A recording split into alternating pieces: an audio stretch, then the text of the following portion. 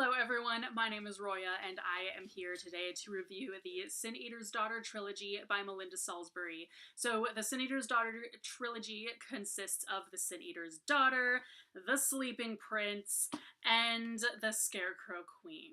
The first book, The Sin Eater's Daughter, follows our main character, Twyla, or possibly Twilla, I'm not really sure, who is supposed to be the next Sin Eater after her mother. And basically what a Sin Eater is a person who eats a meal on top of a recently deceased person's coffin, where each food item represents a sin that dead person committed during their life, and this eating is what sends the person's soul kind of onward. So basically, Twyla does not want to become a Sin Eater.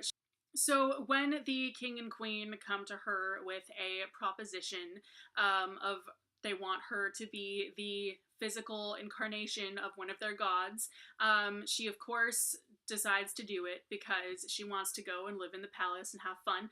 And basically her role as Downen embodied, or this goddess, is to basically take this poison, and it stays in her, but it doesn't hurt her.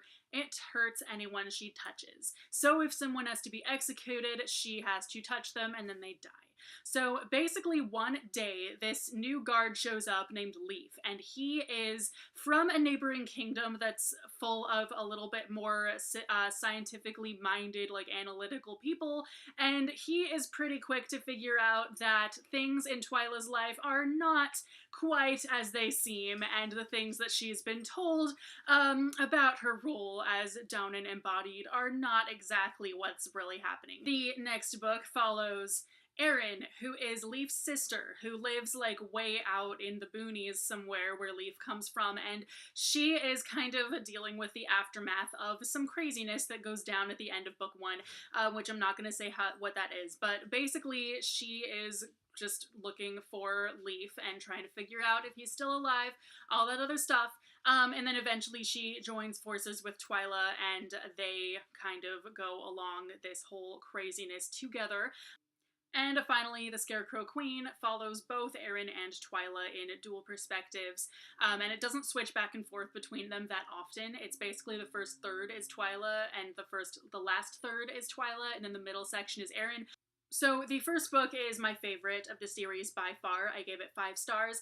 I love the way that Twyla can't quite trust anybody. Every single character she interacts with could be deceiving her.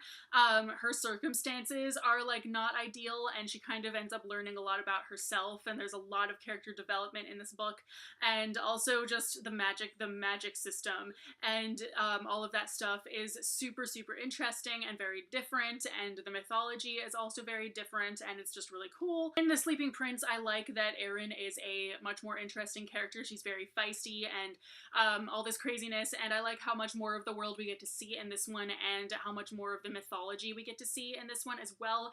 But I found this one to be extremely slow and like mostly filler, so I gave it 3 stars. But book 3 I gave 4 stars to, because I thought that it tied the entire series together very well. It didn't leave anything unexplained. The magic system, I think we get a lot more of it in this book, and also I really like the fact that even though there's a love triangle in the first book between Twyla and 2 dudes, like she doesn't actually, like neither of them actually ends up with her really. Like she ends up completely like not having a love interest, like barely at all in this book, or really for the duration of the series. So I think that's really cool.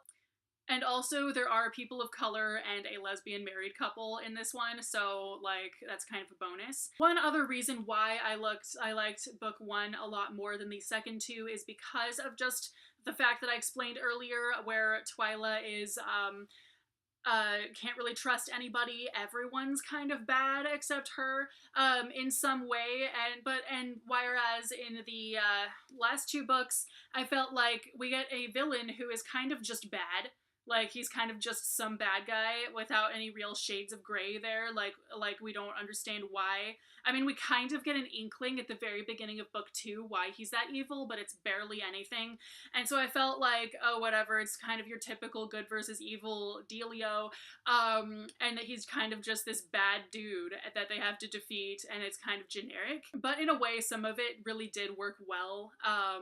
Because there's a lot of stuff that I thought worked very well to make this guy extra terrifying, but I thought for the most part, I just enjoyed the way that it was in book 1 a little bit more. That is what I think of the Sin Eater's Daughter trilogy. If you've read this trilogy, please let me know what your thoughts are in the comments below, and if you haven't read it, I seriously recommend checking it out. Because it's really, really interesting and super good, and I'm definitely looking forward to Melinda Salisbury writing more stuff. Thank you guys so much for watching, and I will see you very soon with a new video. Bye!